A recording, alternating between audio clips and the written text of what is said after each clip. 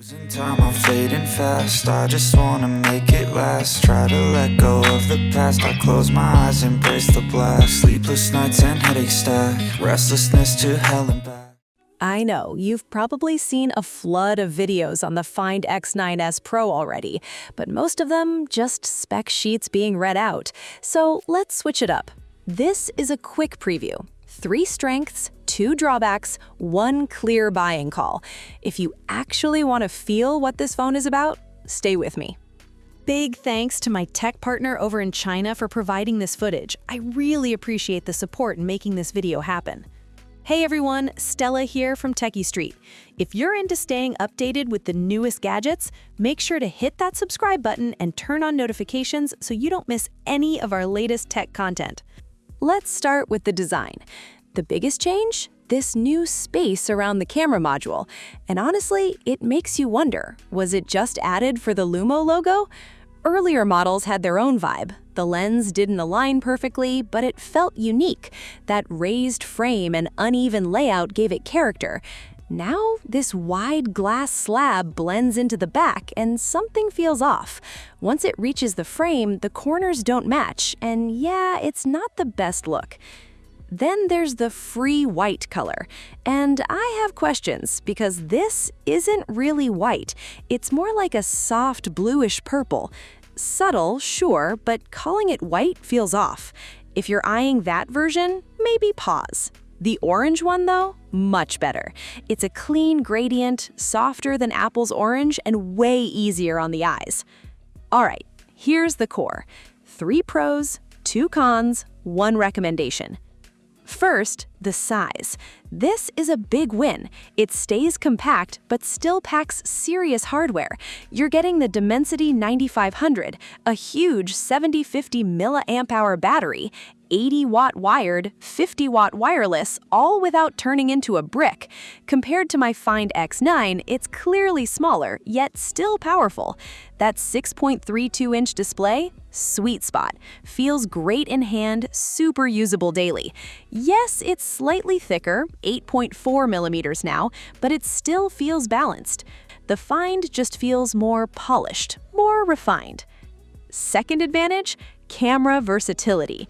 On paper, the sensor is smaller now, down from 1.128 to about 1.14. Sounds like a downgrade, right? But in real use, it still delivers. You've got a 200-megapixel telephoto and a 50-megapixel ultrawide. Familiar setup, but very effective. Honestly, fitting this into a phone this size? Impressive. And then, Master Mode.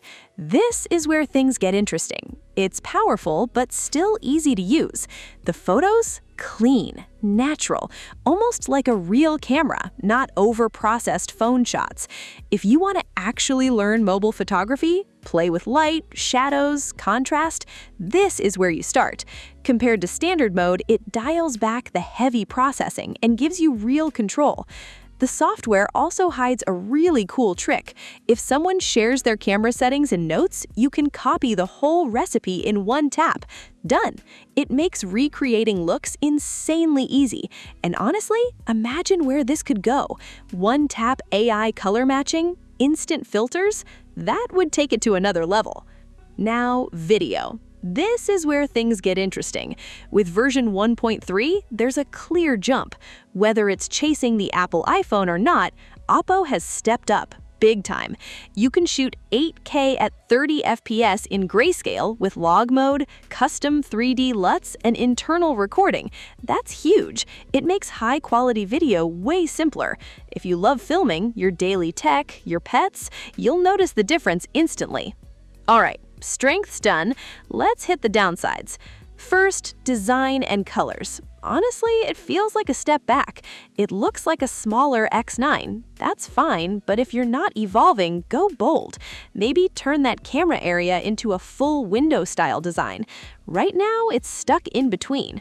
The back has this layered look and the corners don't line up. It loses that clean Find series feel. Then the colors. For a flagship, options feel off. No simple light or dark choice. The white isn't really white, confusing. The cyan looks nice, but that extra texture, it kills the premium vibe. Feels more like something from Redmi, which isn't what you want here. Second drawback? The small details. Not deal breakers, but noticeable. The price isn't low, and sure, storage improved, but that's not enough. The main camera's color depth is slightly reduced, but that trade-off makes sense to fit a bigger sensor in a compact 6.32-inch body. Fair compromise. But then, no USB 3.2, no autofocus on the front camera, and limits on the telephoto. These wouldn't really affect thickness, so why skip them, especially at this price? So, should you buy it? Simple. If you're on Android and have a set budget, the Find X9s Pro is worth a look.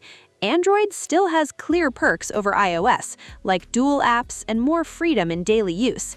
Look at the full package: a 6.3-inch phone, two 200-megapixel cameras, and a massive 70-50 mAh battery. That's impressive. But yeah, it's not cheap, and Android prices change, so timing matters. The base model starts at 52.99 yuan in China, around £575 or $777. At the right price, it's a very complete phone.